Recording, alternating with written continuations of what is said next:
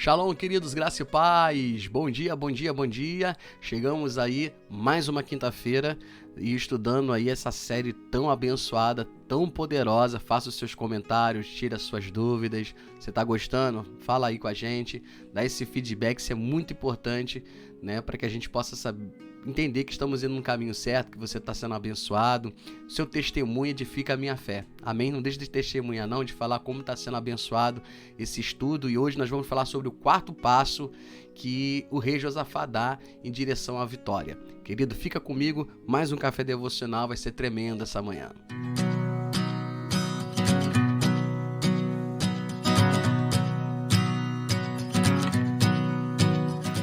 Aleluia! É isso aí, querido. O quarto passo é um passo importante e é um passo que você precisa prestar muita atenção, porque ele tem dois grandes desdobramentos. E quando você faz uma leitura corrida, sem ter um conhecimento da Bíblia, você se passa e você não percebe. Mas então eu vou chamar a atenção para que vocês entendam o que o rei Josafá está dizendo aqui. Bom, gente, o quarto passo, ele está exatamente aqui no versículo de número 8, tá? Eu vou ler o versículo 7 para que fique mais completo, né? Do 7 em diante. Diz assim no 7. Porventura o nosso... Nós estamos... só parar um pouquinho que a gente vai correndo tanto, né? Nós estamos no livro de 2 Crônicas, no capítulo 20. Amém? Agora sim, no versículo 7. Então, se você de repente não estava acompanhando e se deparou com esse vídeo hoje, eu peço que você volte lá, assista os outros vídeos. Amém? Porque um complementa o outro, tá bom? Mas no versículo 7 diz assim, ó: Porventura o nosso Deus não lançaste fora os moradores desta terra de diante do seu povo de Israel, e não a deste para sempre a posteridade de Abraão, seu amigo? Isso eu também li no café devocional de quarta-feira, mas de ontem. Olha só o que diz aqui, versículo 8: Habitaram nela e nelas edificaram um santuário ao seu nome, dizendo...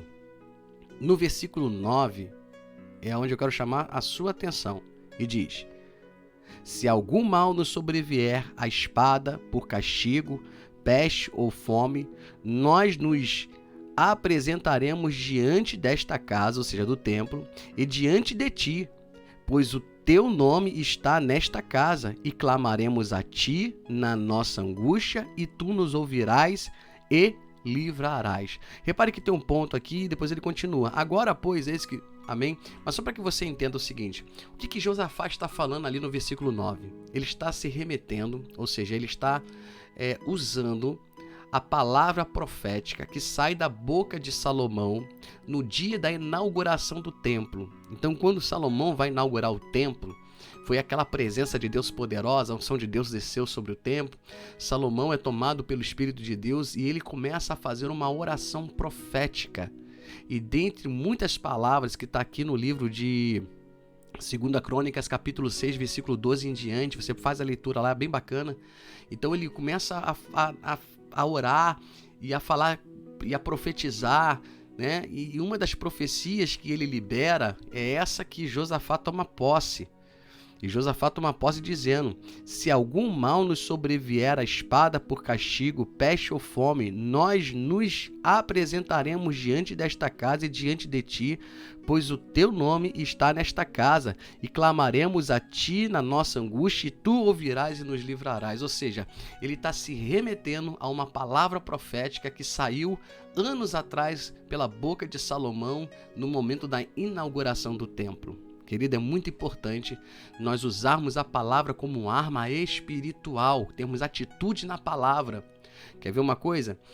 Quando Paulo ele tem um discernimento muito poderoso sobre a armadura espiritual, sobre o mundo espiritual, ele começa a falar sobre as armaduras e fazer uma comparação, né, de um guerreiro da época medieval com um cristão. E uma das armaduras ele fala: e a espada do Espírito, e diz que é a palavra de Deus. Ou seja, a espada, ela tanto defende como ela ataca. Ou seja, a espada, que é a palavra, ela é uma arma espiritual. Eu preciso usar a palavra. Olha, Senhor, está escrito. Ó, Satanás, você não vai tocar aqui não, porque está escrito. Amém? Lembra de Mateus 4? Jesus, depois de ter jejuado 40 dias e 40 noites, a palavra do Senhor Deus diz que ele teve fome, ele não estava mais em jejum, ele havia jejuado, e diz assim, ó, e depois de ter jejuado 40 dias e 40 noites, teve fome. E quando ele termina o jejum, que ele tem a fome, ou seja, que ele se permite, né, ter aquela fome, Satanás chega ali para tentá-lo. E Satanás tenta ele aonde? Usando a própria palavra. E o Senhor rebate na palavra dizendo, Satanás, também está escrito. Ou seja, a palavra é uma arma espiritual. Está escrito, então eu tomo posse. Está escrito, então olha, está liberado para a minha vida. E aqui Josafá fala, Senhor, está escrito. Está aqui, o Senhor disse. O Senhor usou a boca do rei Salomão em oração profética. E a mesma coisa que acontece anos à frente com Daniel, quando Daniel está lá dentro da Babilônia, né? E o povo estava exilado na Babilônia, e por 3 vezes a palavra do Senhor diz que Daniel orava e ele estendia as mãos na direção do templo. Por que ele estendia as mãos na direção do templo? Em cumprimento também à oração profética de Salomão, que está no livro de 2 Crônicas, capítulo de número 6. Então a nossa oração, amém, ligado à palavra. Quando a palavra diz que eu tenho, eu tenho. Quando a palavra diz que eu posso, eu posso. Quando a palavra diz vai, eu vou. Porque a palavra é a minha armadura, é a minha arma espiritual no mundo espiritual. Então nós estamos estudando aí as 7 atitudes que Josafá tem para viver, para reverter o quadro de destruição, porque os amonitas, né, e os amonitas e os... tomar cola aqui. Os moabitas, perdão. Os amonitas e os moabitas vinham para destruir Judá. Eu quero chamar a tua atenção para mais uma coisa muito interessante, que se a gente não estudar, a gente passa despercebido também. Né? Versículo 9, tá? Agora versículo 10. Diz assim, ó. Agora, pois, eis que os filhos de Amon e de Moabe e dos montes Seir, cujas terras não permitiste a Israel invadir. Reparou isso? Olha o que ele diz, Senhor, os moabitas, Senhor, os amonitas, Senhor, esses do monte Seir, que juntaram com os amonitas, com os moabitas, o qual o Senhor não permitiu que nós destruíssemos a terra. Porque lá no livro de Deuteronômio, amém? No capítulo 2, entre o versículo 4 e 19, quando o Senhor começa a expandir Israel, ele diz, olha, não toque nos filhos de Amon e nem toque nos filhos de Moabe. Por quê? Porque os amonitas e os moabitas, eles são da geração, olha que coisa tremenda, da geração de Ló. Amém? Então, se Deus mandasse destruir os amonitas e mandasse destruir os moabitas, mas entenda bem, Deus estaria destruindo uma geração que vem dele mesmo. Então Deus fala para o povo, olha, não destrói os amonitas, não destrói os moabitas, preserva eles. E agora Josafá está dizendo, Senhor, o Senhor mesmo mandou preservar, o Senhor mesmo poupou a vida deles, e agora eles vêm para tocar no que é nosso. Então entenda, quando você tem, irmão, quando você conhece a palavra, você tem propriedade para falar. Você tem propriedade para atuar no mundo espiritual. Josafá conhecia a história. Ele conhecia a palavra. E ele vai a fundo na palavra. Senhor, o Senhor mesmo mandou não tocar nesse povo. Agora esse povo vem nos destruir. Como pode isso, Senhor? Tá entendendo, gente? Agora eu quero que você entenda por que os moabitas, os amonitas não foram destruídos, mas também é um povo que digamos assim, rejeitado por Deus. Por quê? Porque os amonitas e os moabitas são da geração, ou seja, são da árvore genealógica de Ló, o qual foi gerado através do pecado.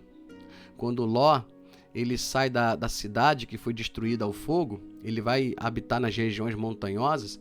A palavra de Deus nos conta que como não havia maridos ali, as 2 filhas de Ló, elas embriagam o pai, se deita a mais velha num dia, embriagam o pai novamente no outro dia e se deita a mais nova, e ambos deram à luz a 2 filhos.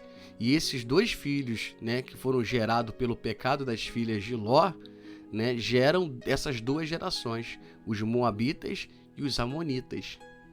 Gente, é tremendo estudar a palavra. A gente podia aqui ficar destrinchando isso nos mínimos detalhes para que você entenda, porque quando eu conheço a palavra, quando você conhece a palavra, você tem propriedade. É isso que nós precisamos ter, propriedade para falar, propriedade para colocar diante de Deus.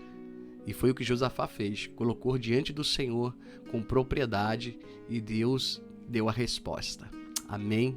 A gente já sabe o final da história, e Deus poupou o povo, mas ainda precisamos estudar a quinta, a sexta e a sétima atitude que Josafá teve. Porque foram 7 atitudes que ele tem nesse capítulo 20, que traz o livramento ao povo de Judá.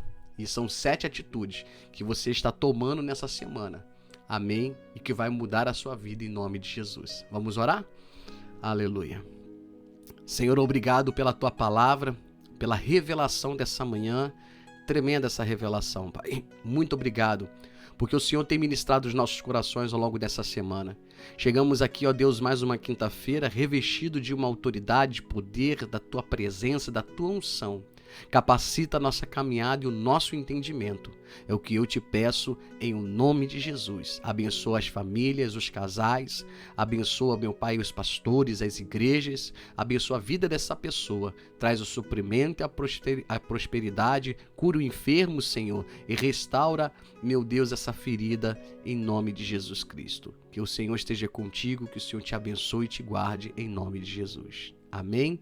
Glória a Deus. Muito obrigado por estarmos juntos. Amanhã, sexta-feira, nós vamos dar mais um passo a essa grande revelação. Que Deus abençoe. Até amanhã.